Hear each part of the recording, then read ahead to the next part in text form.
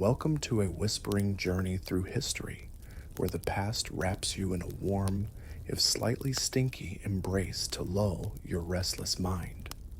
Dim the lights, pull up a soft, warm blanket, and imagine yourself a medieval peasant, shivering in a hut of mud and dung as the icy fingers of winter claw at every crack. This isn't just a story, it's a tale of survival, seasoned with dark humor and forgotten truths. Before we delve into cold nights, ingenious survival hacks, and stories of kings and rebels, drop a like if you're ready to time travel, and subscribe for more whispers of history at midnight. Where are you tuning in from, and what's the clock saying? Huddle up by the roaring fire, because tonight you'll not only learn how peasants beat the deadly cold, but also discover a shocking trick that helped them survive. Ready? Let's get started.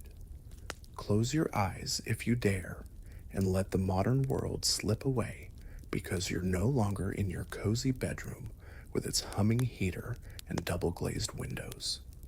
Instead, you're a medieval peasant, crouched in a flimsy hut that's less a home and more a cruel joke played by the universe. Picture this. Your shelter is a patchwork of mud, straw, and yes, let's not sugarcoat it, animal dung, slapped together with all the optimism of someone who's never heard of insulation. The walls are so thin that a sneezing sparrow in the next field sounds like it's belting out an opera right beside your ear. A wolf's howl? It's practically karaoke night at your doorstep. This isn't a house. It's a sieve for every bitter gust winter can muster. And trust me, winter's got a grudge.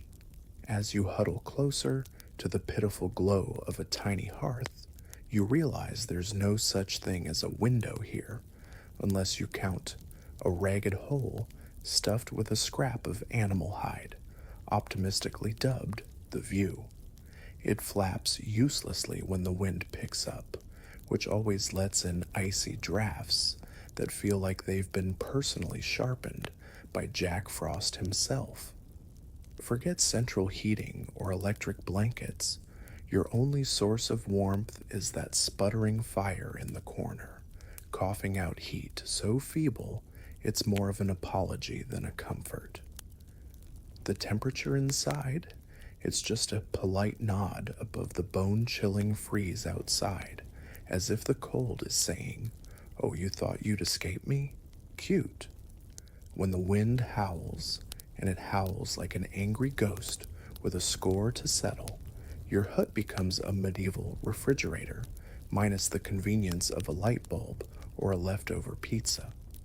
Now let's talk about the air, because it's not just cold. It's a living thing, slithering through every crack like a thief who knows your address by heart. You can feel it curling around your ankles, nibbling at your fingertips, and settling into your bones with the smug satisfaction of an unwanted guest. The floor beneath you is packed earth, maybe sprinkled with a thin layer of straw if you're feeling fancy, but don't be fooled. That straw is less an insulator and more a sad attempt at optimism, like putting a paper towel over a puddle and calling it a bridge. Step on it, and the cold seeps up, reminding you that the ground itself is in league with winter. Drop a crust of bread? Congratulations.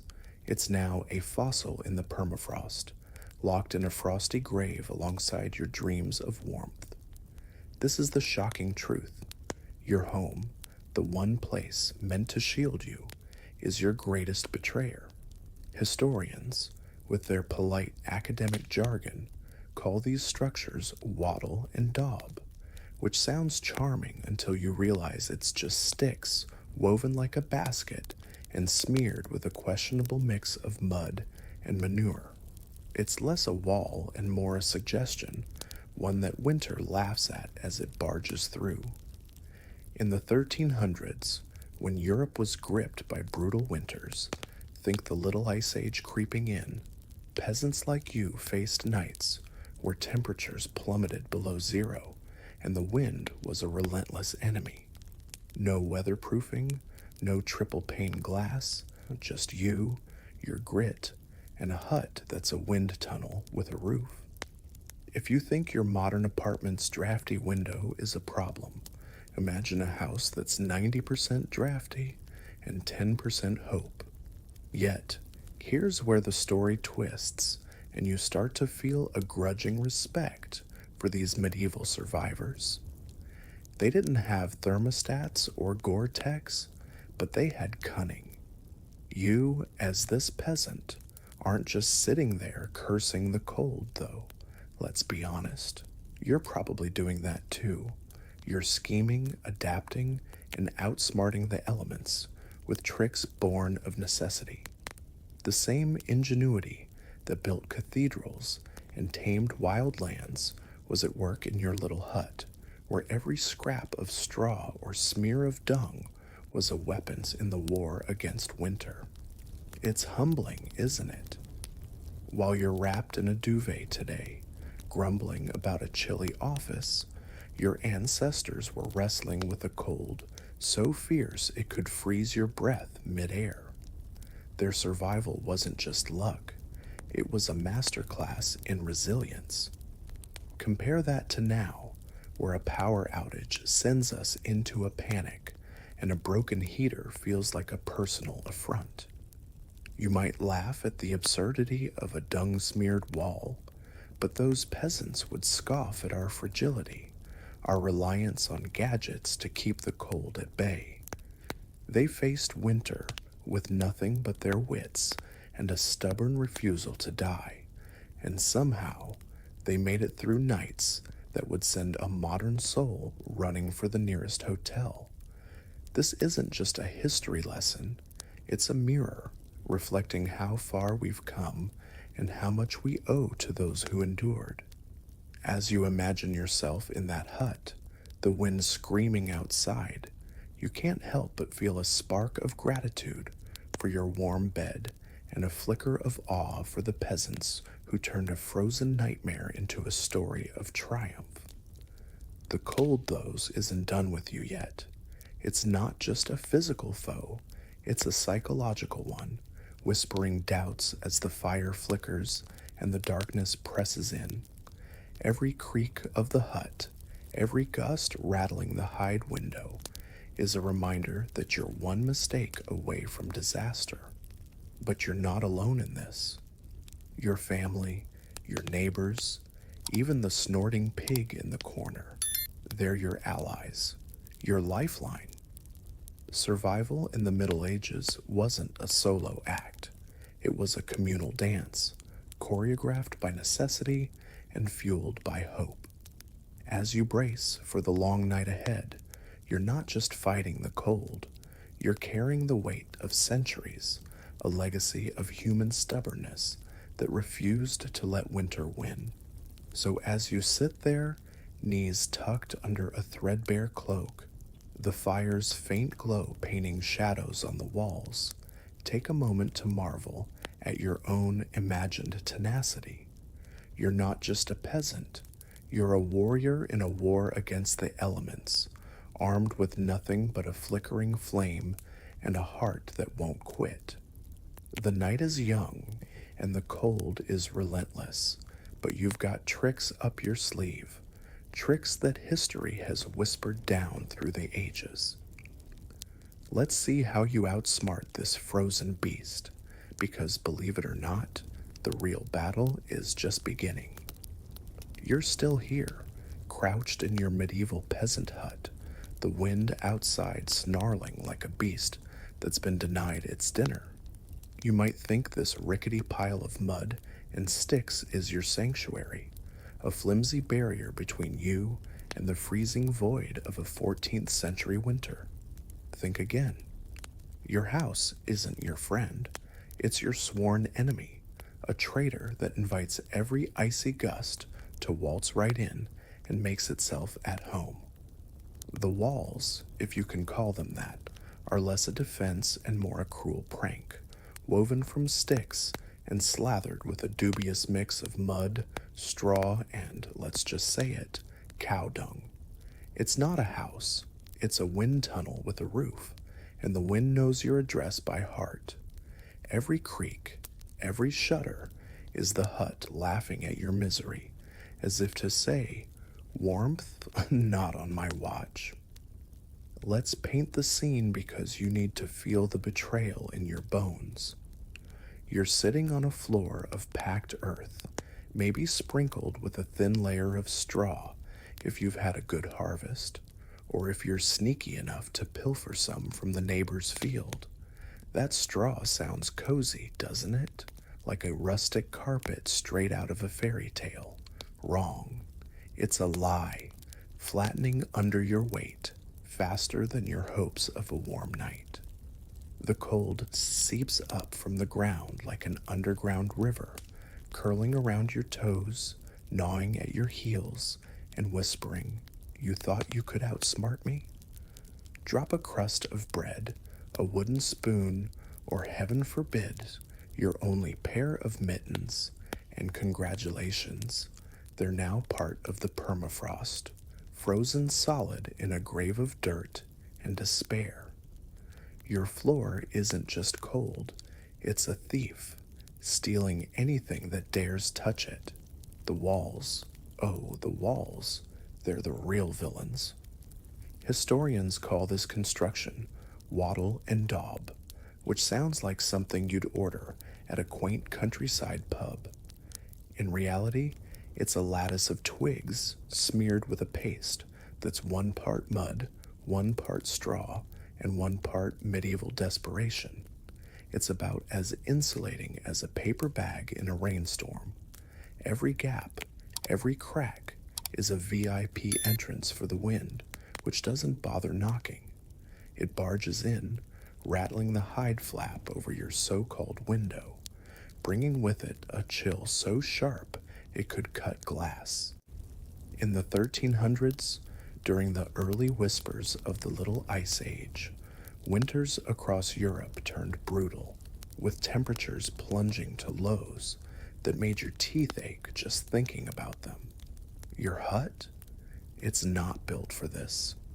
It's a summer dream crushed by winter's reality, letting the cold slip through like a pickpocket at a crowded market. Here's the shocking truth. Your house is a sieve, and you're the one being strained. Every night is a battle against an enemy you can't escape because it's the very roof over your head. You might try to fight back, stuffing rags or bits of straw into the larger cracks, but it's like bailing out a sinking ship with a teaspoon. The wind is relentless, whistling through the gaps with a glee that feels personal. You can hear it, that high-pitched wail, like the hut itself, is mocking you, daring you to try harder. If you think your modern apartment's drafty window is a nuisance, imagine living in a house that's 90% draft and 10% delusion. You're not just cold, you're betrayed and abandoned by the one thing that's supposed to keep you safe. But let's pause for a moment, because even in this frozen betrayal, there's something to admire. You, the peasant, aren't just sitting there cursing the walls, though, let's be real, you're probably doing that too. You're scheming, plotting, turning every scrap of resource into a weapon against the cold. This isn't just a hut, it's a battlefield, and you're a general in a war you didn't choose. The same ingenuity that would later forge empires and chart new worlds is here, in your desperate attempts to seal a crack or pile more straw on the floor. You're not helpless, even if the odds are stacked against you. In the Middle Ages, peasants like you faced winters that could kill in a single night, yet you found ways to endure, to outsmart a house that seemed determined to let you freeze. Compare that to today, where a chilly office or a stuck window sends us into a spiral of complaints. You might chuckle, at the absurdity of a dung-smeared wall, but those peasants would roll their eyes at our fragility, our dependence on thermostats and fleece blankets. They lived in houses that were more enemy than an ally, yet they survived not because they were stronger or braver, but because they were clever. They turned betrayal into opportunity, using every trick in the book to keep the cold at bay. It's a humbling thought, isn't it?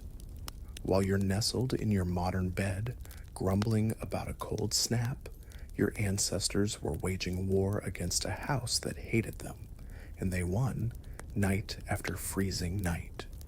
The cold, though, isn't just a physical enemy, it's a psychological one, creeping into your mind as the darkness deepens. Every gust that slips through the walls is a reminder of how fragile your existence is. The hut creaks, the wind howls, and you can't help but wonder if tonight's the night the cold finally wins. But you're not alone, and that's the secret weapon you don't yet realize you have. Your family, huddled nearby, the pig snorting in the corner, the chickens clucking softly, they're your army, your reason to keep fighting. Survival in the Middle Ages was a team sport, and your house, traitor though it is also the stage for a stubborn, communal defiance. As you sit there, your breath visible in the dim glow of the fire, you start to notice the details that make this betrayal bearable. The straw on the floor, useless as it seems, catches the faint warmth of the hearth, creating tiny pockets of relief. The hide flap, flapping like it's auditioning for a storm, can be weighed down with a stone if you're quick. Even the dung in the walls, as disgusting as it sounds, hardens into a barrier that's better than nothing. You're learning, adapting, and turning the hut's treachery into a challenge you can meet. It's not much, but it's enough to keep you going, to remind you that you're not just a victim of this frozen hell, you're a survivor, and you've got a few tricks up your tattered sleeve. This is where the story gets interesting, because you're not just enduring, you're fighting back. The house may be your enemy, but you're no pushover. You've got plans, crude but clever, to make this traitor work for you. Maybe it's piling more straw on the floor, stealing it from the Lord's fields under the cover of night. Maybe it's smearing another layer of that questionable mud mix on the walls, a stinky but effective act of defiance. You're not just surviving, you're outwitting a world that seems determined to break you. It's a small victory, but in the Middle Ages, every victory counts, especially when the alternative is a one-way ticket to an icy grave. So as you hunker down, the wind screaming its fury outside, take a moment to marvel at your own imagined resilience. You're not just a peasant in a traitorous hut. You're a testament to human stubbornness, a living rebuke to a winner that thinks it can win. The house may be your enemy, but you're learning its weaknesses, turning its betrayal into a grudging alliance. The night is long, and the cold is merciless, but you've got a spark of defiance that no wind can snuff out. Let's see how you turn this frozen battlefield into a place you can call, if not home, then at least survivable. You're still here, shivering in your medieval peasant hut, the wind outside cackling like it's just heard the punchline to your misery. Your traitorous walls are letting the cold slink in, and the floor is a frozen slab plodding against your toes. But there's one flickering hope in this icy nightmare, the fire in your hearth, a tiny, sputtering rebel against the dark. Don't get too attached, though, because this fire is no hero. It's a fickle diva, ready to quit the stage the moment you look away. Keeping it alive is your lifeline, your obsession, your war. Let that fire die, and you might as well roll out the red carpet for death itself, because winter's waiting with a grin. Welcome to the medieval peasants' nightly battle, where a single flame holds the power of life or doom, and you're the weary soldier tasked with keeping it burning. Picture yourself crouched by the hearth, the faint glow painting your face in dancing shadows. The fire is small, barely more than a handful of embers, coughing out wisps of heat that tease your fingertips before vanishing into the chill. It's not much, but it's everything. Your only defense against a night so cold it could freeze your thoughts mid-sentence. You're not alone in this fight. Your whole family is in on it, from your little sister, barely old enough to hold a stick, to your creaky-jointed grandmother, who's seen too many winters to trust a flame. Everyone has a job. The kids scurry to gather twigs. You pile on scraps of damp wood, and someone's always watching, because this fire has a death wish, and is not shy about it. Here's the grim reality. Keeping a fire alive in the Middle Ages was like babysitting a toddler with a penchant for disappearing.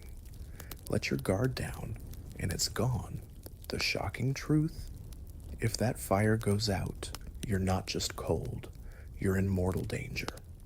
In the 1300s, during the brutal winters of the early Little Ice Age, a dead hearth could turn a hut into a tomb overnight. Temperatures often dipped below zero, and without the fire's meager warmth, frostbite or worse was a real threat. Restarting a fire wasn't a simple flick of a lighter either. You needed flint, steel, dry tinder, and a patience that bordered on sainthood. Oh, and let's not forget the wind, that ever-present bully sneaking through the cracks to snuff out your hard-won sparks before they could catch. It's a cruel game, and the stakes are your survival. You start by striking the flint, your fingers numb and clumsy in the cold. Each scrape sends a tiny spark flying, a fleeting star that dies in the dark unless it lands just right. You're muttering under your breath, half prayer, half curse, as you coax a scrap of charred cloth to catch. If you're lucky, you've got a bit of dry moss or straw, but in a damp winter, dry is a fantasy. The wood you're working with? It's soggy, sullen, and seems personally offended by the idea of burning. You blow gently, your breath a foggy cloud, willing the ember to grow. The first flicker of flame feels like a miracle, but don't celebrate yet. This fire's a drama queen, and it'll fizzle out if you don't feed it constantly. You add sticks, one by one, listening for the soft crackle that means you're winning, at least for now. The effort doesn't end there, because a medieval fire demands your soul. You can't just toss on a log and call it a night.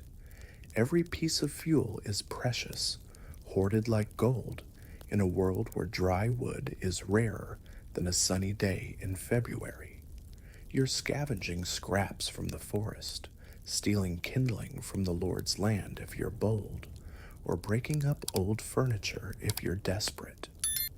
Peat, if you're near a bog, might keep the fire smoldering, but it's a smoky, sulky burn that leaves your eyes stinging and your lungs grumpy. Every choice is a gamble. Too much fuel, and you're wasting resources. Too little, and the fire gutters out. You're not just tending a flame, you're balancing on a tightrope, with winter waiting to push you off. Your family's in this with you, and that's both a blessing and a curse. Your little brother's job is to keep the kindling coming, but he's distracted, chasing a stray chicken that's wandered too close to the hearth. Your mother's watching the embers, her eyes sharp despite the late hour, because she knows what happens if the fire dies. Your grandmother, bundled in a tattered cloak, mutters advice about how to stack the wood, her voice a gravelly whisper from decades of winters. Even the baby, swaddled in rags, plays a role because keeping her warm is why you're all here, fighting this endless battle. It's chaos, but it's organized chaos, a choreography of survival honed by generations who faced the same frigid foe. Let's talk about the sound because it's part of the war. The fire crackles, a fragile song of defiance against the wind's relentless howl.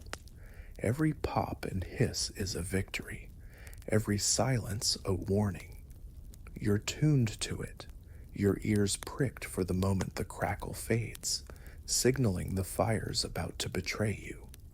The wind outside is your nemesis, slipping through the hut's cracks to taunt your flame, making it dance and flicker like it's auditioning for a storm. You can hear the hide flap over the window rattling, the straw on the floor rustling as someone shifts, the pig in the corner snorting like it's got opinions on your fire tending skills. It's a symphony of survival, and you're the conductor, trying to keep it all from falling apart. Now compare this to today, where a fire is a cozy aesthetic, a click away on a gas fireplace or a YouTube loop. You might grumble when the power goes out, but you've never had to strike flint until your knuckles bleed, praying for a spark while the cold creeps closer. Modern life has insulated us from this primal struggle, and it's easy to forget how much we owe those peasants who kept the flame alive. They didn't have matches or lighters, just raw determination and a stubborn refusal to let winter win.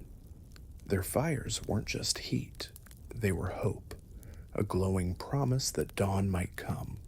You, sitting in your heated home, owe your existence to their tenacity, their ability to outwit a world that seemed hell-bent on freezing them solid. The psychological toll is real, though, and it's here that the battle gets brutal. Every flicker of the fire is a reminder of how close you are to disaster. The darkness presses in, the cold whispers doubt, and you can't help but wonder if you'll make it through the night. It's not just about keeping the fire alive, it's about keeping your spirit from breaking. You're tired, your hands ache, and the wind's howl feels like it's mocking your efforts. But you don't give up, because giving up isn't an option. Your family's depending on you, and that pig in the corner isn't going to tend the fire itself. You push through, fueled by grit that's as much a part of you as the cold is a part of winter.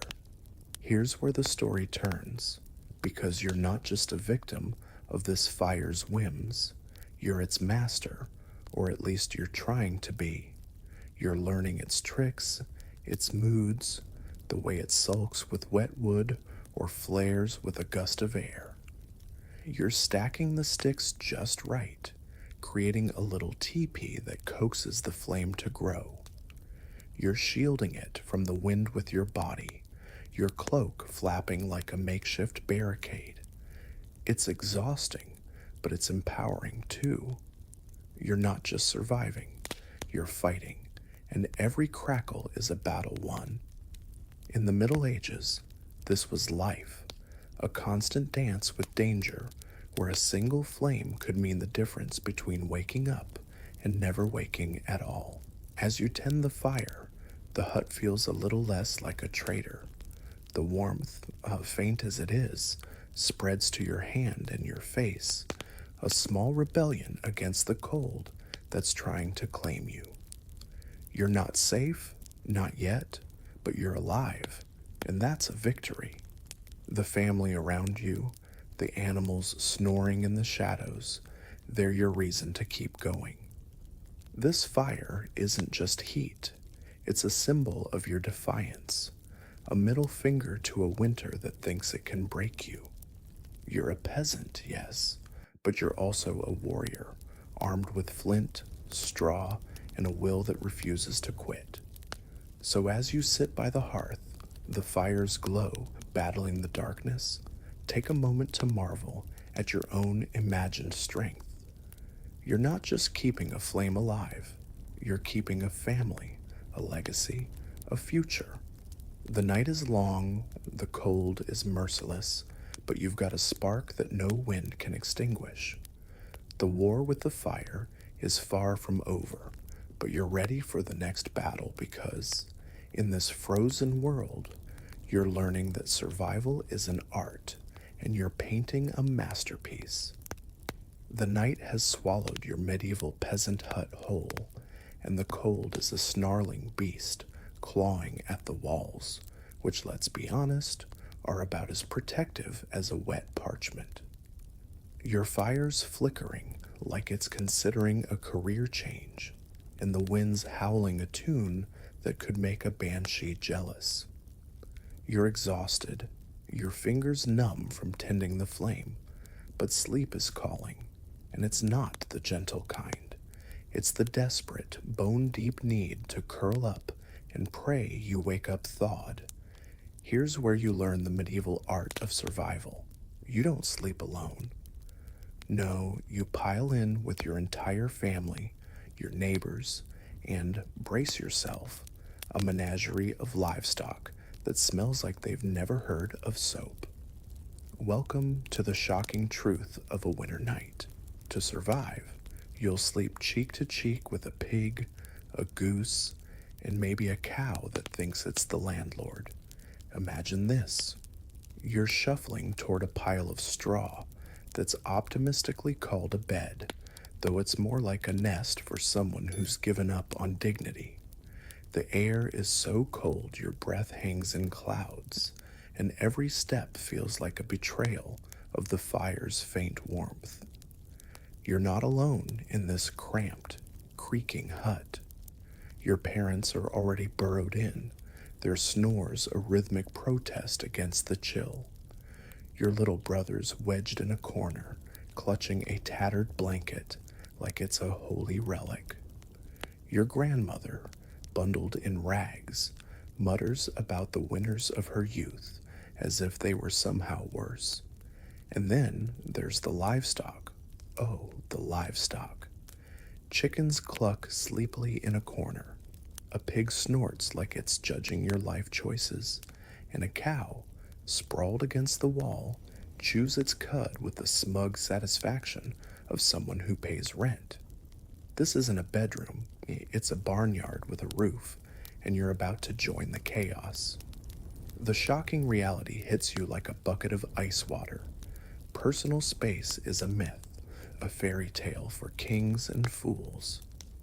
In the 14th century, when winters could plunge Europe into a deep freeze, think the Little Ice Age turning nights into endurance tests, survival meant huddling together like a pack of sardines in a tin. Warmth was the only currency that mattered, and you'd trade every shred of privacy to get it. You squeeze in next to your sister, her elbow jabbing your ribs, and feel the pig's bristly back pressed against your legs. A goose, clearly unimpressed, honks softly as you nudge it aside. It's not cozy. It's a wrestling match where the prize is not freezing to death.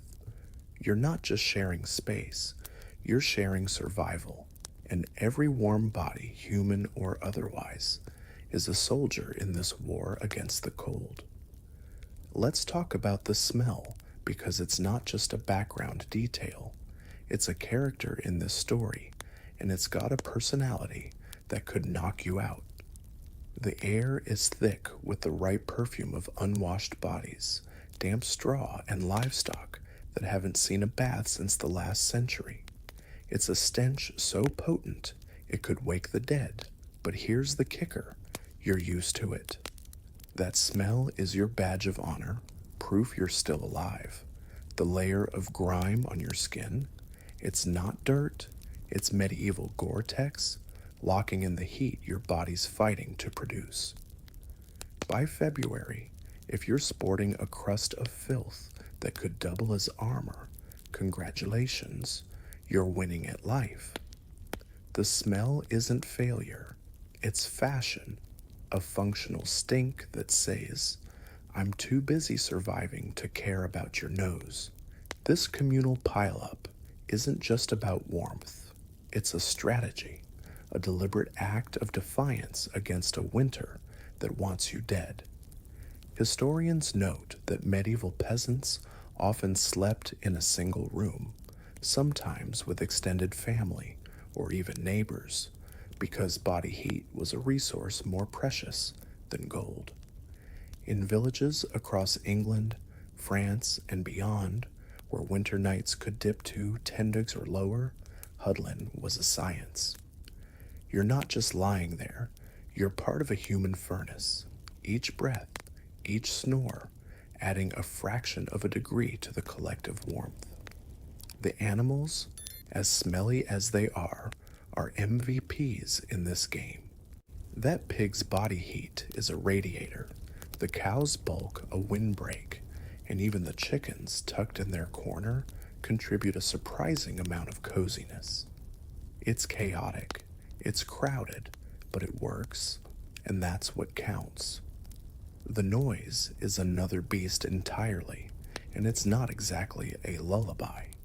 The pig's grunting like it's auditioning for a choir, the cows chewing with the rhythm of a metronome, and your brother's snoring like he's trying to summon a storm. The straw beneath you rustles with every shift, and the wind outside keeps up its relentless wail, sneaking through the cracks to remind you who's boss. Yet there's a strange comfort in this cacophony.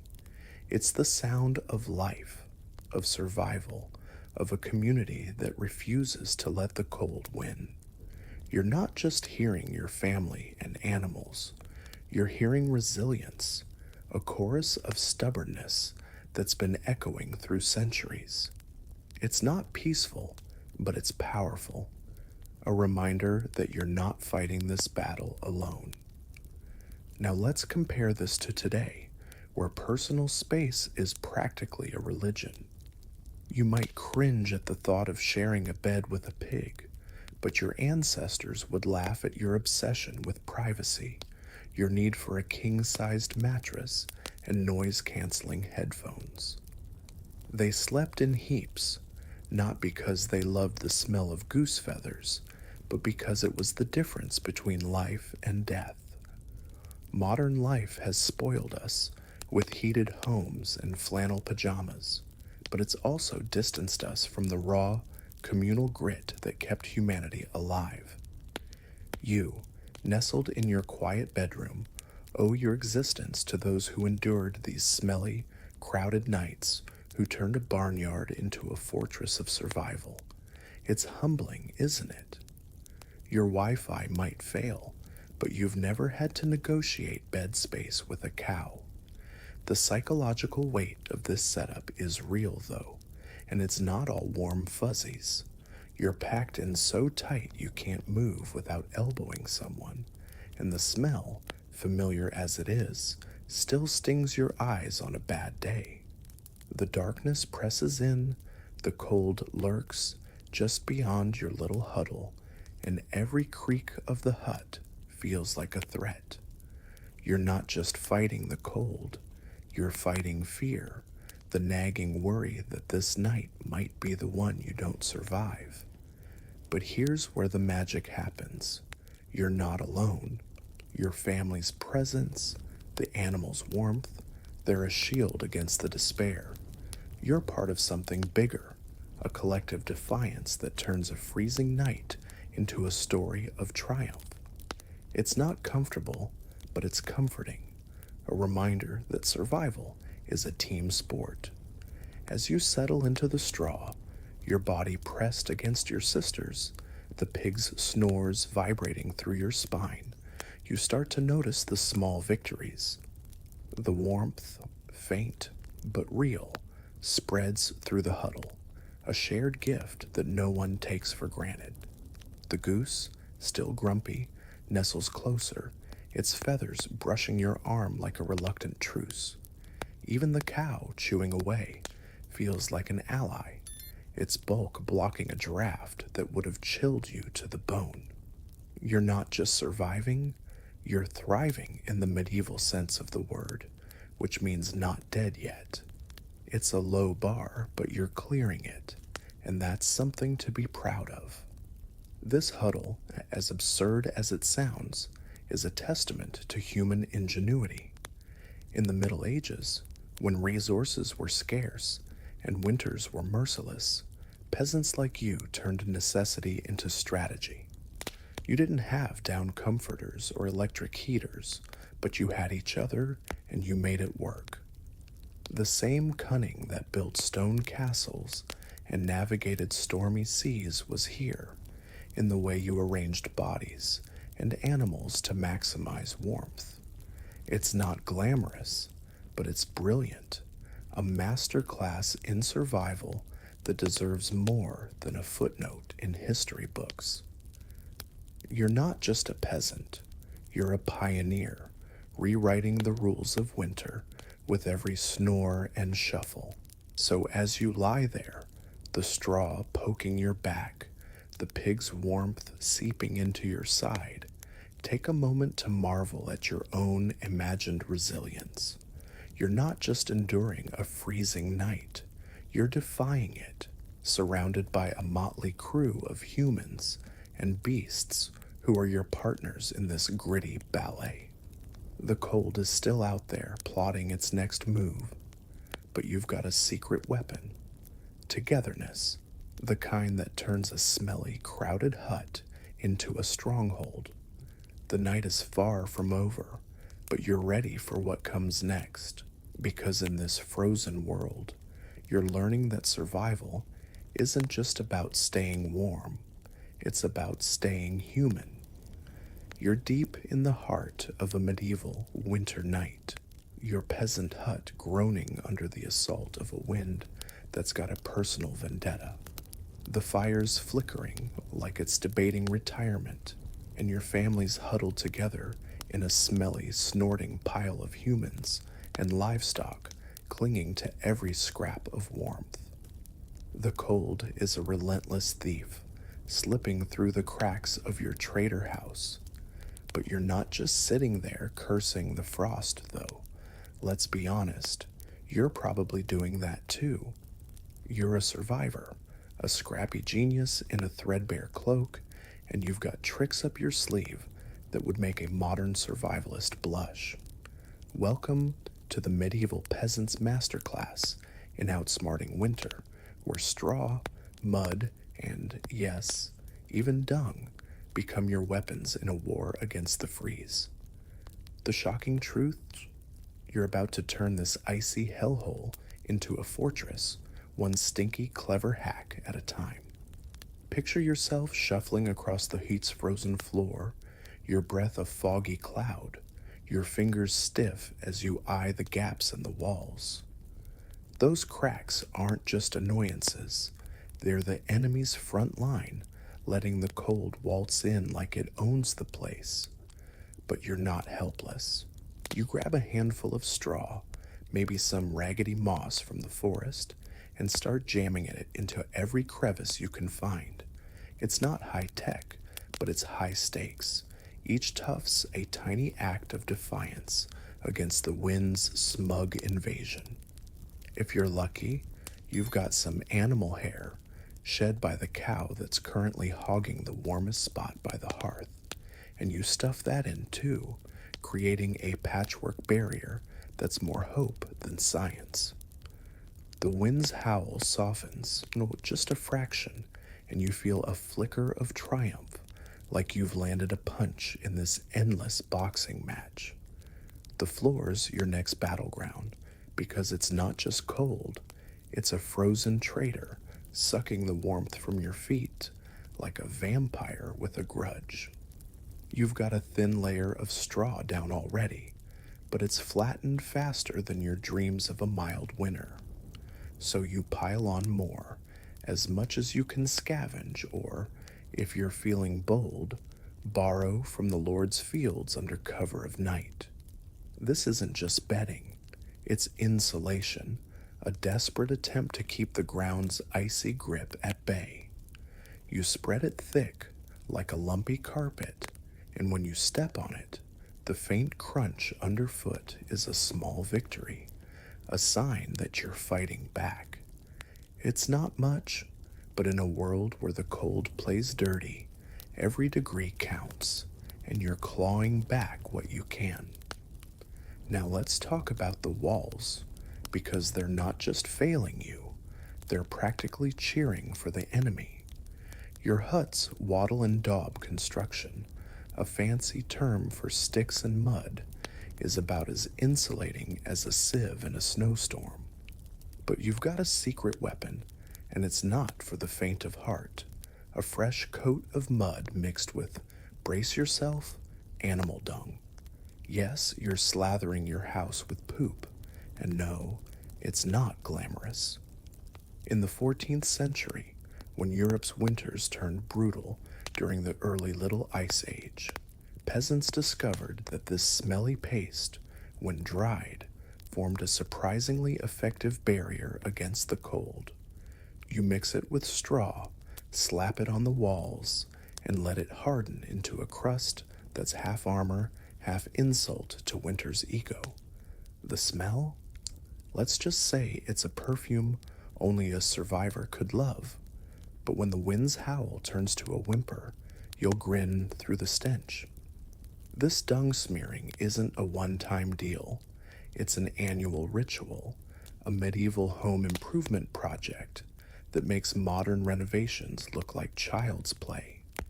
You're out there in the late autumn, your hands caked with muck, layering this questionable concoction over every weak spot. It's messy, it's gross, but it's genius. Historians note that this technique, used across medieval Europe, could reduce heat loss in a hut by a significant margin, turning a wind tunnel into something almost livable. You're not just patching walls, you're building a fortress, one stinky handful at a time. The neighbors might wrinkle their noses, but they're doing the same, and by winter's peak, every hut in the village is sporting a fresh coat of eau de cow, a testament to collective survival. Your bed's another front in this war, and it's not the plush mattress of your dreams. It's a pile of straw, maybe stuffed into a rough sack if you're fancy, sagging under your weight like it's got a personal grudge. But you're not giving up. You add more straw, layering it until it's less a bed and more a nest, a lumpy cocoon that traps a whisper of warmth. Some nights, you drag the whole thing closer to the fire, dodging the pig that's claimed the prime spot. If you're clever, you've got a few rags or old hides to throw on top, creating a makeshift blanket that's more survival tool than comfort.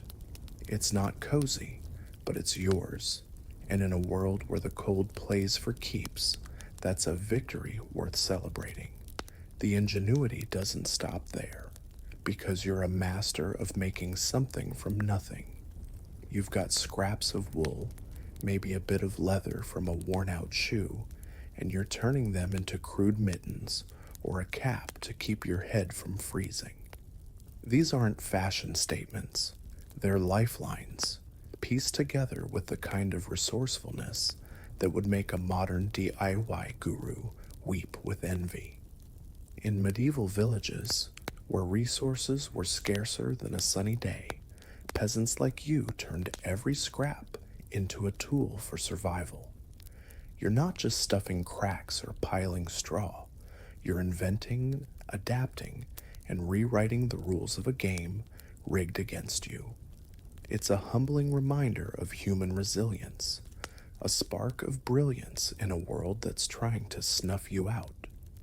Compare this to today, where a chilly room sends us scrambling for the thermostat or an extra hoodie. You might laugh at the idea of smearing dung on your walls, but your ancestors would scoff at our fragility, our reliance on electric heat and insulated windows. They faced winters that could kill in a single night, yet they turned mud, straw, and sheer stubbornness into a shield against the cold. Modern life has made us soft, cocooned in comforts we take for granted, but it's also distanced us from the raw ingenuity that kept humanity alive. You, nestled in your warm bed, owe your existence to those who patched their huts with poop and called it progress, who turned a frozen nightmare into a story of triumph.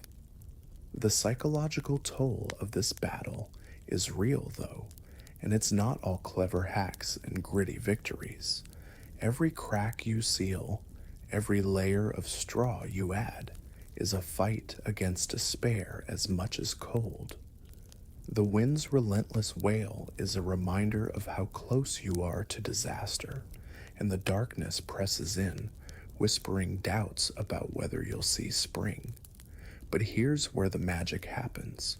Every small win, every muffled gust, builds your resolve.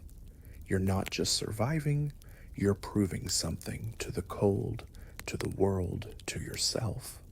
The hut's still a traitor, the fire's still a diva, but you're a warrior, armed with nothing but your wits and a pile of straw, and you're winning one freezing night at a time. As you step back to admire your handiwork, the hut feels a little less like an enemy. The straw on the floor crunches softly, holding on to the fire's faint warmth like a jealous lover. The walls, freshly smeared with dung, stand a bit prouder, their cracks muted by your patchwork of moss and hair. Your bed, lumpy and prickly, is a throne of survival, a testament to your refusal to quit. The cold's still out there plotting its next move, but you've turned this leaky, smelly hut into a battlefield where you're holding your own. It's not pretty, but it's effective, a master class in making do that's as inspiring as it is absurd. So as you settle into your straw nest, the winds howl a little quieter. Take a moment to marvel at your own imagined cunning. You're not just a peasant, you're an architect of survival, a poet of straw and mud, a rebel who's turned winter's cruelty into a canvas for creativity. The night's far from over, and the cold's still got tricks up its sleeve, but you've got a few of your own, and they're smelling, quite literally, of victory. The war against winter is a long one, but you're ready for the next round, because in this, you're entrenched in the icy grip of a medieval winter night, your peasant hut a creaking fortress, barely holding back the cold's relentless siege. The fire sputters like it's on its last legs, and your family's huddled in a smelly, snoring heap, livestock included, clinging to the fragile warmth of shared breath. Your walls, patched with mud and dung, are putting up a fight, but the wind still sneaks through, whispering threats of frostbite. You're tired, your bones ache, and the darkness feels like it's swallowing you whole. But there's a secret weapon in this frozen war, one that's not just about survival, it's about hope, about defiance, about reminding you that you're human. It's not a sword or a shield, it's a bowl of steaming porridge. And the shocking truth is, this humble meal might just be the key to outlasting the night. Picture yourself shuffling toward a wooden box tucked in a corner of the hut, your breath a foggy cloud in the dim firelight. This isn't just any box, it's a medieval marvel, a crude but brilliant invention lined with thick layers of hay, like a nest for your supper. Inside, wrapped in rags, is a pot of porridge or a watery stew, cooked hours ago when the fire was less of a diva. You lift the lid, and a faint wisp of steam curls up, carrying the earthy scent of barley and maybe a scrap of onion if you're lucky. This is no gourmet feast, but in a world where the cold wants to claim your soul, that warmth is a lifeline, a hug from the inside out.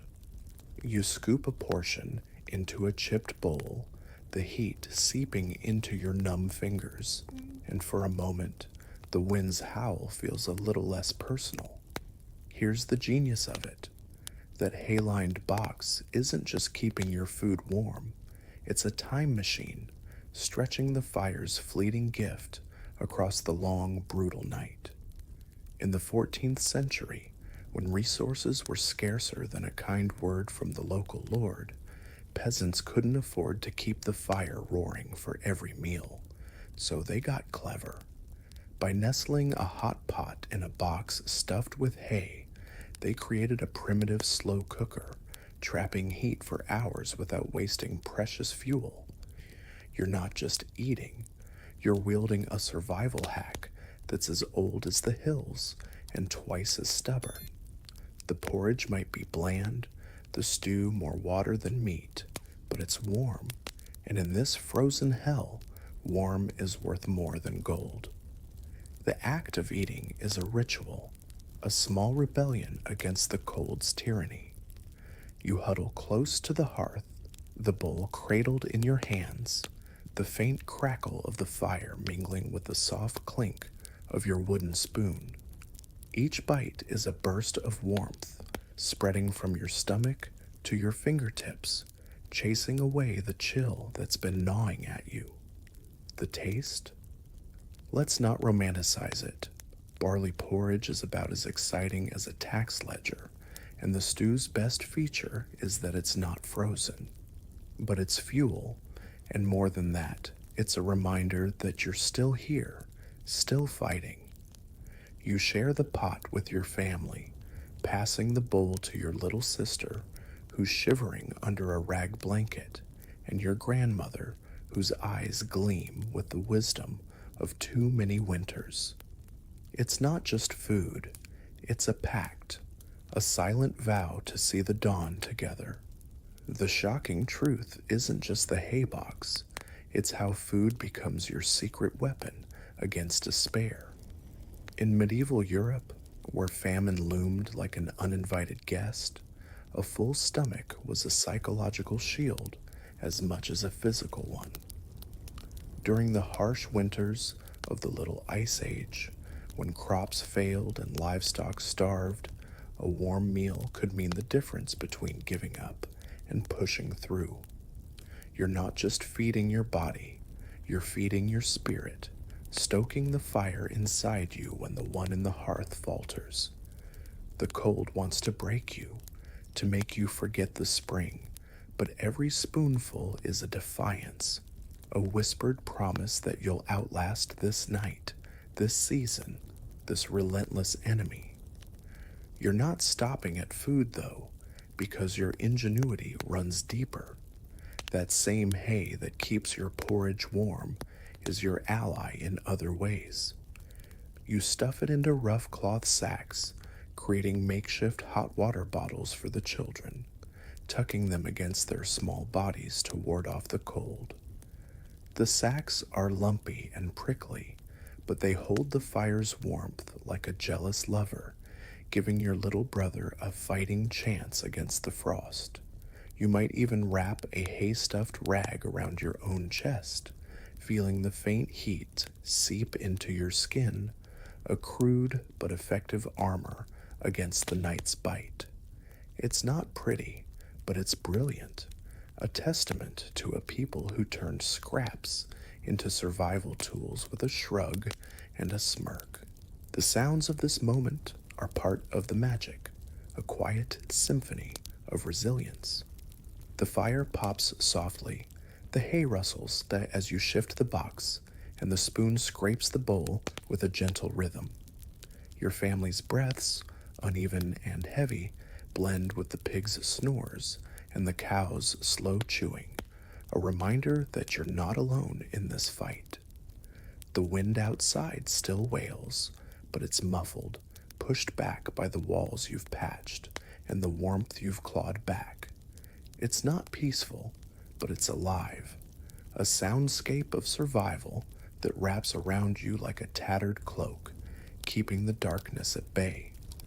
Compare this to today, where a warm meal is a microwave ping away, and a cold night means turning up the thermostat. You might grumble about a bland takeout order, but you've never had to nurse a pot of porridge through a freezing night, praying it stays warm enough to feed your family. Modern life has spoiled us with convenience, but it's also dulled our appreciation for the sheer cunning it took to survive a medieval winter. Those peasants, with their hay boxes and watery stews, weren't just eating, they were defying a world that wanted them dead. You curled up in your cozy bed, owe your existence to their stubborn refusal to let hunger or cold win, to their ability to turn a handful of barley into a battle cry. The emotional weight of this meal is heavier than the bowl in your hands. Every bite is a victory, but it's also a reminder of how fragile your survival is. The cold is still out there, the fire's still fickle, and the food won't last forever. You feel the weight of your family's eyes, their trust in you to keep them fed, to keep them alive. It's not just about filling your stomach, it's about carrying the hope of everyone in this hut, human and animal alike. But you don't buckle, you share the last spoonful, you tuck the haysack against your sister's chest, and you settle back into the straw, feeling the warmth linger in your bones. You're not just surviving, you're thriving in the medieval sense, which means you're still breathing, still fighting, still human. As you lean back, the bowl empty but your heart a little fuller, you marvel at your own imagined resilience. You're not just a peasant, you're a keeper of warmth, a weaver of hope, a warrior who's turned a pot of porridge into a weapon against despair. The night stretches on, the cold still lurking, but you've got a secret that winter can't touch, a full stomach, a shared meal, a spark of defiance that no frost can extinguish. The war isn't over, but you've won this round, and in this frozen world, that's enough to carry you forward. As the medieval winter night drags on, the peasant's hut stands defiant, a fragile bastion of straw and dung against a cold that bites like a scorned lover. The fire sputters, the family huddles, and a bowl of lukewarm porridge offers a fleeting reprieve. But beyond the physical battle, to stay warm, lies a quieter, more insidious struggle, one that history rarely shouts about. In the 14th century, mental health wasn't a term scribbled in monastic ledgers or debated in village taverns. Instead, it hid behind whispers of melancholy, madness, or demonic possession, cloaked in superstition and fear. Yet the peasants who faced famine, plague, and freezing nights carried burdens of the mind as heavy as any sack of grain. The shocking truth? Their resilience, forged in community and faith, was a lifeline that modern therapy might envy, even if their methods were as brutal as the winters they endured. Imagine a peasant, hunched by the hearth, the fire's glow casting shadows that dance like specters on the mud-smeared walls. The wind's howl is a constant companion, but it's the silence between gusts that unsettles him most, a silence filled with worries about a failing crop, a sick child, or the ever-looming specter of death. In the Middle Ages, life was a gauntlet of hardships, and the mind bore scars as real as any plowman's calluses. Hunger gnawed not just at the stomach, but at hope, turning sleepless nights into battlegrounds where despair waged war. The Little Ice Age, chilling Europe from the 1300s, didn't just freeze fields, it froze spirits as failed harvests and starving livestock piled grief upon grief. Yet these peasants didn't have the luxury of naming their pain. To them, a heavy heart was a test, a trial, or worse, a sign of divine displeasure. The language of mental health was a tangle of faith and folklore, and it's here that the medieval mind reveals its complexity. What we'd call depression was melancholy, a humoral imbalance blamed on too much black bile, treated with herbs or bleeding if a healer could be afforded. Anxiety? That was the devil's whisper, a spiritual failing to be exorcised through prayer or penance. Madness, the most feared, was a specter that could land a soul in chains or exile. In villages across England and France, those deemed lunatic were often shunned, their ravings seen as a contagion of the soul. Records from the time, sparse as they are, tell of men and women tied to posts or locked in cellars, their cries drowned by the church's chants. It's a grim picture, one that makes modern psychiatry look like a warm embrace, but it's not the whole story. The shocking reality is that despite this ignorance, medieval communities had their own ways of mending broken minds, and they were often more humane than the chains suggest. The village was a web of interdependence, a living organism where no one faced their demons alone. When a peasant's spirit sagged under the weight of loss, a child buried, a harvest ruined, neighbors gathered, not with diagnoses but with stories, songs, and shared labor. The local tavern, smoky and raucous, was no sterile therapist's office, but its laughter and ale could lift a heavy heart. Festivals, from midsummer bonfires to Christmas feasts, were not just revelry, they were medicine, stitching the community together with threads of joy and purpose. The church, for all its dogma, offered solace, its rituals a rhythm that anchored the soul. A peasant might kneel in a drafty chapel, muttering prayers to saints, and find in those moments a flicker of hope, a belief that tomorrow might be kinder. This communal spirit was no accident. It was survival, as vital as the fire in the hearth. In the 1300s, when the Black Death and famines like the Great Famine of 1315 and 1317 ravaged Europe, isolation was a death sentence, not just for the body but for the mind. A peasant who withdrew, consumed by grief, risked becoming a ghost in their own village, cut off from the warmth of human connection. So the community pulled them back with a shared plow, a whispered tale by the fire, or a hand on the shoulder during Mass. It wasn't perfect. Superstition often trumped compassion, and the mad were as likely to be cast out as cared for, but it worked. Villages endured, not because they were free of sorrow, but because they bore it together, a collective defiance against a world that seemed determined to break them. Faith, too, was a double-edged sword, both balm and burden. The church loomed large, its spires a constant reminder of divine judgment. Mental struggles were often framed as spiritual battles, with priests prescribing fasting or pilgrimage to cleanse a troubled soul. For some, this was a lifeline, a way to make sense of pain in a world where chaos reigned. A peasant might trudge miles to a shrine, clutching a candle, and find peace in the act, if not the outcome. But for others, the church's rhetoric was a weight, turning sadness into sin, fear into failure. Stories from medieval chronicles describe demoniacs subjected to exorcisms, their cries mistaken for Satan's voice.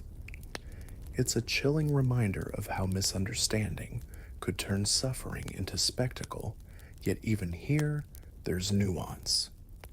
Some priests, wiser than their dogma, offered quiet counsel, their words a bridge back to the community. The tools of survival weren't just communal, they were creative, born of a world where necessity was the mother of invention. Music, crude but heartfelt, was a salve, with villagers strumming lutes or singing ballads that turned pain into poetry. Work itself was therapy, the rhythm of threshing or weaving a way to quiet a racing mind. Even the land, harsh as it was, offered remedies. Herbs like St. John's wort, known to monks as a cure for melancholy, were brewed into teas that soothed frayed nerves. These weren't clinical solutions, but they were rooted in a deep understanding of human needs, a recognition that the mind, like the body, could be mended with care. It's a humbling thought, isn't it? While modern science offers pills and therapy, these peasants, armed with nothing but instinct and tradition, found ways to keep despair at bay. Compare this to today, where mental health is a buzzword, yet isolation is an epidemic. We have therapists and hotlines, but we've lost the village, the tavern, the chapel's shared silence. A modern soul scrolling through a sleepless night might envy the peasant who found solace in a neighbor's tale or a saint's prayer. We've gained knowledge, but we've traded away the raw, messy togetherness that kept medieval minds afloat. Those peasants, with their superstitions and brutal winters, understood something we've forgotten. No one heals alone. Their lives were a testament to resilience, not because they were free of pain, but because they faced it with others, turning sorrow into a shared burden that could be carried if not cured. The psychological toll of medieval life was immense, a shadow that lingered in every hut, every field. The fear of famine, the grief of loss, the uncertainty of survival, these were not abstract worries but daily realities, as tangible as the frost on the walls. Yet the peasants endured, not because they were stronger, but because they were stubborn, weaving their pain into the fabric of community and faith. The church, for all its flaws, gave them a language for suffering, a way to name the unnameable. The village, with its laughter and labor, gave them a reason to keep going. It's a story of survival that's as much about the mind as the body, a reminder that even in the darkest nights, humanity finds a way to shine. As the fire in the hut burns low, the peasant's thoughts drift, not to despair, but to the faces around him, the wife who shares his load, the child who needs his strength, the neighbor who'll lend a hand come dawn. The cold is still there, the wind still howls, but the weight of the mind feels a little lighter, buoyed by the invisible threads of connection. This is the legacy of the medieval peasant, a quiet triumph over the shadows within, a testament to a people who faced the abyss and chose to sing, to pray, to survive. Their story isn't just history, it's a mirror, reflecting our own struggles and reminding us that even in our darkest moments, we're never as alone as we think. As the medieval peasant's fire flickers in a dung-smeared hut, a different kind of flame burns across the English court, one fueled not by wood, but by ambition, desire, and a king's obsession. In the early 16th century, Anne Boleyn stepped into the spotlight of history, her sharp wit and daring charm igniting a storm that would reshape England. She wasn't just a woman, she was a force, a political mastermind cloaked in silk, whose allure drove Henry VIII to tear apart the fabric of his kingdom. The shocking truth? Anne's rise and fall were not just a love story gone wrong, But a seismic shift that fractured the church, defied a pope, and left a legacy through a daughter who would outshine them all. Her tale is a masterclass in power, betrayal, and the brutal cost of daring to play a king's game.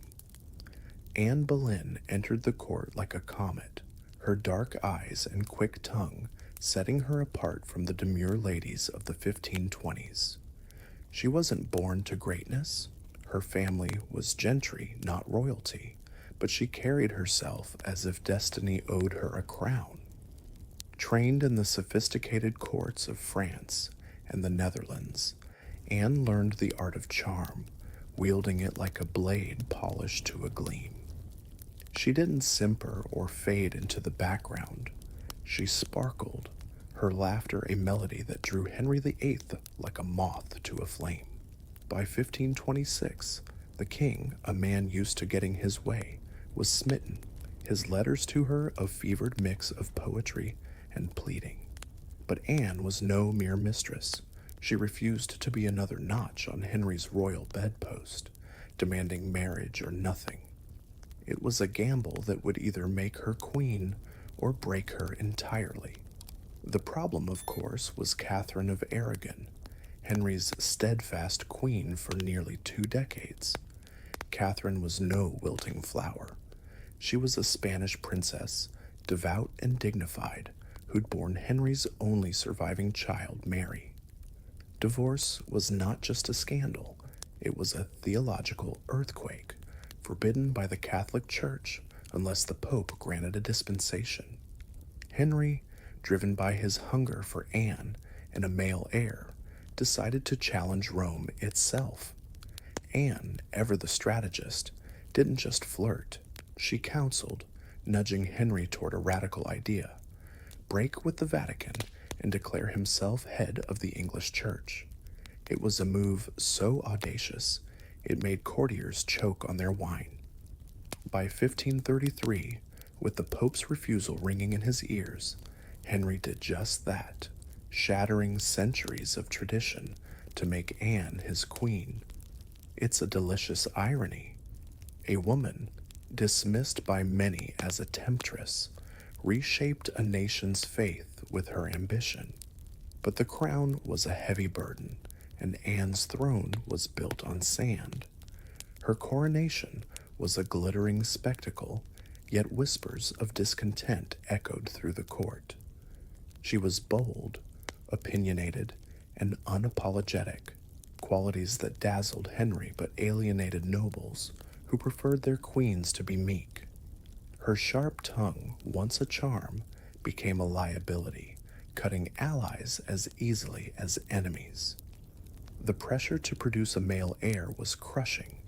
Her first child, Elizabeth, born in 1533, was a disappointment to a king desperate for a son. Miscarriages followed, each one a crack in Anne's armor. By 1536, the court was buzzing with a new name, Jane Seymour, a quiet, pliable lady who seemed everything Anne was not. Henry's wandering eye, once fixed on Anne's fire, now drifted to Jane's calm, and the queen felt the ground shift beneath her. The shocking truth of Anne's fall is that it wasn't love that undid her, it was politics. In a court where loyalty was as fleeting as a summer breeze, Anne's enemies pounced. Accusations of adultery, treason, and even witchcraft swirled, each charge more outlandish than the last. Historians debate the truth. Most likely, Anne was guilty of nothing but failing to deliver a son and making powerful enemies. In May 1536, she was arrested, her wit and charm no match for the machinery of royal vengeance. Dragged to the Tower of London, she faced a trial rigged against her, her fate sealed by whispers and ambition. The woman who'd once held a king's heart was now a pawn, discarded when her brilliance became a threat. It's a bitter twist. The same intellect that lifted her to the throne ensured her downfall. Anne's final days were a study in defiance, wrapped in a wry humor that history can't help but admire. Locked in the tower, she didn't weep or beg. She jested, calling her execution a quick way to a little neck. On May 19th, 1536, she knelt on the scaffold, her voice steady as she prayed for peace and her daughter's future. The sword flashed, and Anne Boleyn, queen, mother, and history maker, was gone, buried in an unmarked grave, her body tucked into an arrow chest for lack of a proper coffin. She seemed erased, a footnote in a king's caprice. Yet her story didn't end there. Her daughter, Elizabeth, dismissed as a disappointment, would rise to become one of England's greatest monarchs, ruling with a brilliance that echoed her mother's fire. It's poetic justice, isn't it? Anne's legacy outlived the king who broke her.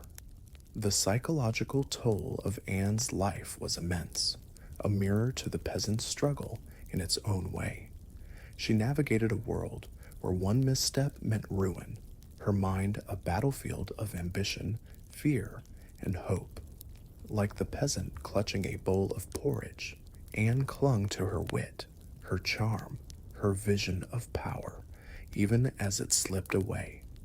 Her story is a reminder that mental fortitude wasn't just for those in huts. It was the currency of courts, where survival demanded as much cunning as a winter's night. The court's intrigues were as cold as any frost, and Anne, for all her brilliance, couldn't outrun them. Yet her defiance, her refusal to bow, left a mark that time couldn't erase. Compare this to today, where ambition is celebrated, but rarely punished with a scaffold. We navigate office politics or social media storms, but we've never had to wager our lives on a king's whim or a court's whispers. Anne's world, with its high stakes and brutal betrayals, makes our modern struggles seem tame, a paper cut next to a guillotine's edge. Yet her resilience resonates, a reminder that brilliance, even when it burns too brightly, can light the way for generations. We, with our therapy apps and self-help books, might envy Anne's audacity, her ability to face a world that wanted her to be silent and still shine. Her story is a testament to the human spirit, as stubborn and unyielding as a peasant's fire in a frozen hut. The broader impact of Anne's life ripples through history like a stone tossed into a still pond. The break with Rome wasn't just about a marriage. It birthed the Church of England, reshaped Europe's religious landscape, and set the stage for centuries of conflict and reform. Anne, often painted as a seductress or schemer, was a catalyst, her influence reaching far beyond her 33 years. The nobles who scorned her, the church that cursed her, couldn't erase her mark.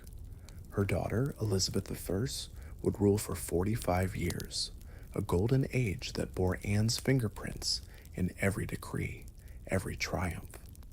It's a humbling thought. A woman condemned as a failure gave the world a queen who redefined it. As the fire in the peasant's hut burns low, Anne Boleyn's story burns bright, a tale of ambition and betrayal that echoes through the ages. The cold of the court was as merciless as any winter, but Anne faced it with a courage that history can't forget. Her life, like the peasants', was a battle against impossible odds, fought with wit and will. The wind may howl, the scaffold may wait, but stories like hers remind us that even in the darkest moments, the human spirit finds a way to endure, to shine, to leave a legacy that warms the future long after the flame has gone out. As the medieval peasant's fire dwindles and Anne Boleyn's shadow fades into history's tapestry, a new spark ignites across the Atlantic, where the air hums with defiance. In 1773, the cobblestone streets of Boston buzz with a restless energy, not from the chill of winter, but from a simmering rage against a distant crown. The Boston Tea Party, a seemingly petty act of vandalism, was no mere tantrum over taxes. It was a match struck in a powder keg, setting the stage for the American Revolution. The colonists, a scrappy bunch of farmers, merchants, and dreamers, didn't just toss tea into the harbor. They hurled a challenge at an empire daring it to blink. The shocking truth? This quiet rebellion, cloaked in the night shadows, was the pebble that started an avalanche, reshaping a nation and echoing through centuries as a testament to the power of collective will.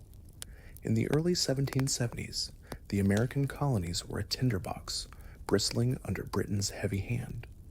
The Tea Act of 1753 wasn't just a tax, it was a slap, a reminder that London saw the colonists as subjects, not equals. The act allowed the East India Company to dump cheap tea on the colonies, undercutting local merchants and enforcing a tax that felt like a chain. In Boston, a city already scarred by the Boston Massacre of 1770, where blood stained the snow, this was no minor grievance. The colonists didn't sip their tea with pinkies raised. They brewed resentment, their taverns and meeting halls alive with fiery voices like Samuel Adams and John Hancock. These weren't just rabble-rousers. They were architects of defiance, weaving a network of resistance that pulsed through the colonies like a heartbeat. The Old South Meeting House became the epicenter of this brewing storm, its wooden pews packed with thousands, their breath fogging in the December chill. On December 16th of 1773, the air crackled with urgency as speakers rose, their words sharp as flint, denouncing the Tea Act as tyranny's latest disguise. The crowd wasn't just angry, they were electric, a chorus of farmers, artisans, and shopkeepers united by a single truth: they would not bow. Yet uncertainty hung heavy, like smoke in a tavern. How could they resist without sparking a war they weren't ready to fight? The answer came not in speeches, but in action, as the Sons of Liberty, cloaked in the night, moved with a purpose that was both reckless and precise. Under a moonless sky, a group of colonists, some disguised as Mohawk warriors to mask their identities, slipped toward Boston Harbor, where 3 ships, the Dartmouth, Eleanor, and Beaver, sat heavy with East India tea. The scene was less a riot and more a surgical strike, a ballet of rebellion choreographed in silence. They didn't loot or burn. They targeted only the tea, hacking open 342 chests and dumping their contents into the harbor's icy waters. The tea swirled, a dark cloud staining the waves, its sharp, bitter scent mingling with the salty air. It was a quiet act, but its message was deafening: liberty or death. The colonists, shivering in their thin cloaks, didn't just destroy tea, they shattered the illusion of British control, proving that defiance could be as precise as a blade. The shocking truth lies in the discipline of this rebellion. In a town where hunger and hardship were daily companions, the men could have turned the night into chaos, looting the ships for profit. They didn't. Every chest was broken, every leaf sunk, but nothing else was touched. This wasn't greed, it was principle, a middle finger to an empire that thought it could tax a people into submission. Historians estimate the loss at $9,000, millions in today's money, but the real cost was to Britain's pride. The harbor, transformed into a giant teapot, was a symbol of resistance that no royal decree could erase. The colonists, with their patched coats and calloused hands, had done what armies rarely could. They humiliated a superpower without firing a shot. Across the Atlantic, London's reaction was a thunderclap of fury. King George III, his face reportedly cold with rage, saw the Tea Party not as a protest, but as treason, a direct challenge to royal authority. Parliament, already weary of colonial insolence, retaliated with the coercive acts, slamming Boston's ports shut and strangling its economy. They thought punishment would cow the colonists. Instead, it lit a fuse. From Virginia to New Hampshire, towns sent wagons of food and letters of solidarity, their ink stained with anger. The fight was no longer Boston's alone, it was America's. In September 1774, the First Continental Congress convened in Philadelphia, uniting 12 of the 13 colonies in a bold step toward defiance. The T, still floating in memory, had become a rallying cry, a reminder that freedom was worth more than obedience. The ripple effects were seismic, leading to the spring of 1775, when the first shots of the American Revolution rang out in Lexington and Concord. Ordinary men, farmers, blacksmiths, fathers, picked up muskets, not because they were fearless, but because they were fed up. The Tea Party wasn't just an act of destruction. It was a spark that turned resentment into revolution, a moment when a scattered people realized their fates were intertwined. The colonists, like the medieval peasants huddling against the cold, understood that survival demanded unity, a collective stubbornness that refused to bend. Their defiance, born in a freezing harbor, echoed through the battles that followed, shaping a nation that would one day stand as a beacon of liberty. The psychological weight of this moment was as heavy as any winter's frost. The colonists weren't just fighting taxes, they were fighting for identity, for a future they could claim as their own. The fear of retaliation, of British troops marching through their towns, was real, a shadow that loomed over every meeting, every whispered plan. Yet like the peasant tending a fragile fire, they pressed on, their courage forged in the crucible of shared struggle. The Tea Party was a gamble, a leap into the unknown, but it was also a declaration. We will not be ruled. It's a humbling thought, isn't it? These ordinary souls, with their muddy boots and borrowed courage, changed the world with a single night's work, proving that defiance can be as powerful as an army. Compare this to today, where protests often unfold on screens, amplified by hashtags and retweets.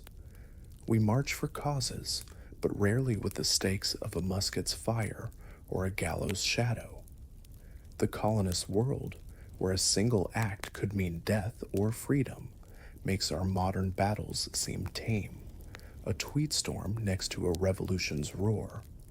Yet their spirit resonates, a reminder that collective action, born of shared conviction, can move mountains or sink tea. We, with our instant coffee and Wi-Fi, might envy their clarity, their willingness to risk everything for a principle. Their story is a testament to the human will, as fierce and unyielding as a peasant's fire in a frozen hut. The legacy of the Boston Tea Party is no mere footnote. It's a cornerstone of a nation's birth. The colonists, with their ragtag defiance, set in motion a revolution that would inspire the world, from France's guillotines to modern fights for freedom. Their act, small in scope but vast in impact, reminds us that history isn't made by kings alone. It's shaped by ordinary people who refuse to bow. The harbor's waves, stained with tea, carried a message that still echoes. Unity is strength, and defiance is a spark that can light a new dawn. As the medieval peasant's fire burns low, the colonist's rebellion burns bright, a story of courage that warms the night and whispers to us across centuries. As the embers of the Boston Tea Party fade into the harbor's frothy waves, history shifts its gaze to a distant shore, where the sands of Peru's Supa Valley cradle a secret older than the pyramids of Egypt. Here, in the arid embrace of the desert, the city of Corral rises like a whispered dream, its stones humming with the story of a civilization that defied the rules of empire. Around 2600 BCE, long before knights jousted or colonists dumped tea, the people of Corral built a society not with swords, but with songs, not with conquest, but with community. The shocking truth? This ancient metropolis, older than Stonehenge, thrived without a single spear or shield, proving that civilization could flourish on harmony rather than bloodshed. It's a tale that feels like a warm blanket in a world obsessed with war, a reminder that humanity's greatness need not be forged in violence. Picture the Supa Valley, a sun-scorched expanse where the river's green thread weaves through a sea of dust.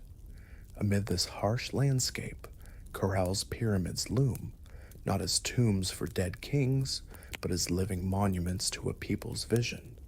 The Pyramid Mayor, stretching over 450 feet long and rising nearly 60 feet high, isn't just stone and mud. It's a testament to ambition, built with woven reed bags filled with rocks, a technique so clever it makes modern engineers raise an eyebrow. The city's sunken circular courts, like ancient amphitheaters, hum with the ghosts of rituals, their acoustics designed to carry music and voices to the heavens.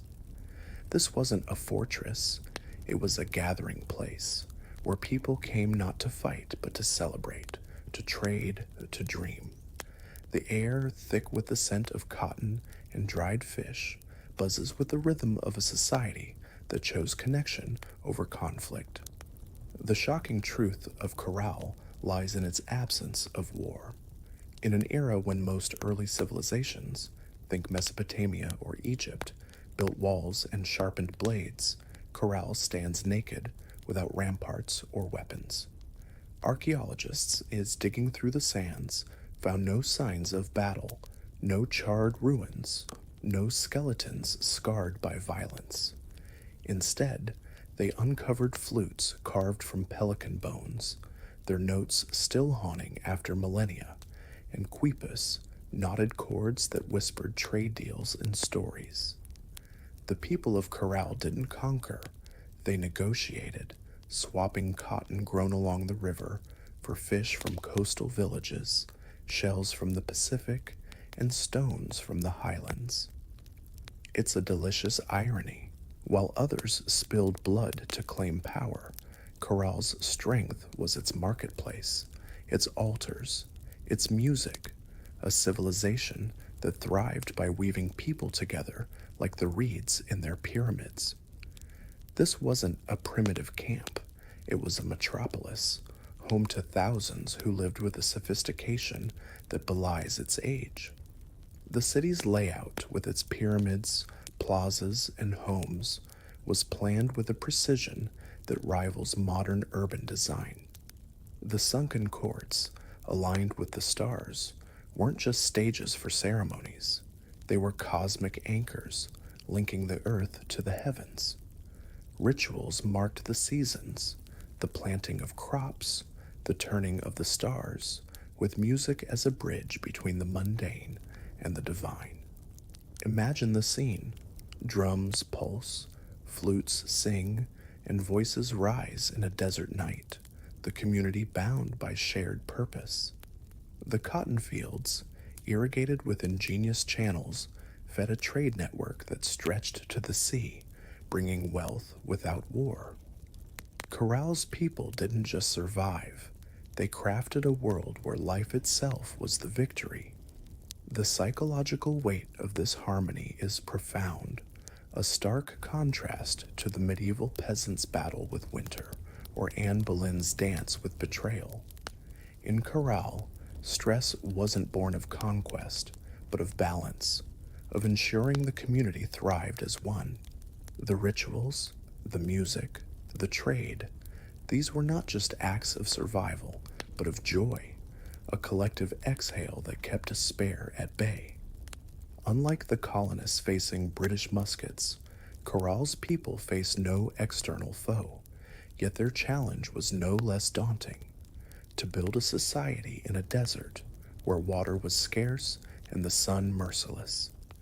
Their success, etched in stone and song, suggests a mental resilience that modern mindfulness gurus might envy, a clarity of purpose that held a city together without the need for swords or fear.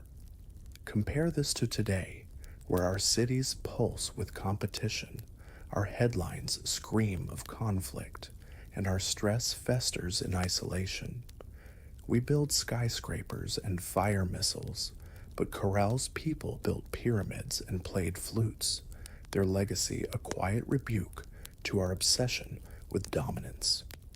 Modern life, with its endless notifications and fractured communities, feels like a cacophony next to Corral's symphony of cooperation. We might chuckle at their simple tools: reeds, stones, knotted cords, but those tools built a civilization that lasted a millennium, outliving empires forged in blood. Corral's people, with their desert wisdom, remind us that progress doesn't require destruction, that greatness can be measured in harmony rather than conquest. The ingenuity of Corral's society is a humbling lesson, a whisper from the sands that challenges our assumptions about civilization. Their pyramids, built without wheels or metal, were feats of engineering that rivaled Egypt's, yet they served not death, but life, hosting gatherings that strengthened the community's soul. The irrigation systems, channeling river water through the desert, were a defiance of nature's cruelty, turning barren land into fields of cotton and maize. The quipus, those knotted cords, weren't just records, they were a language, a way to preserve knowledge without ink or parchment. It's a delicious twist. While we marvel at our smartphones and satellites, Corral's people wove their world together with string and song, proving that complexity need not come at the cost of peace. The absence of war doesn't mean Corral was a utopia. Life in the desert was harsh, and survival demanded discipline. The people faced droughts, floods, and the constant challenge of feeding a city in a land that offered little mercy. Yet they didn't turn to violence to solve their problems. Instead, they turned to each other, building a society where trade was the currency and rituals the glue. The sunken courts, filled with the echoes of music, were a reminder that community was their strength, a shield against the chaos of the world. It's a humbling thought, isn't it? In a time when survival often meant conquest, Corral's people chose a different path, one that feels like a warm fire in a cold world.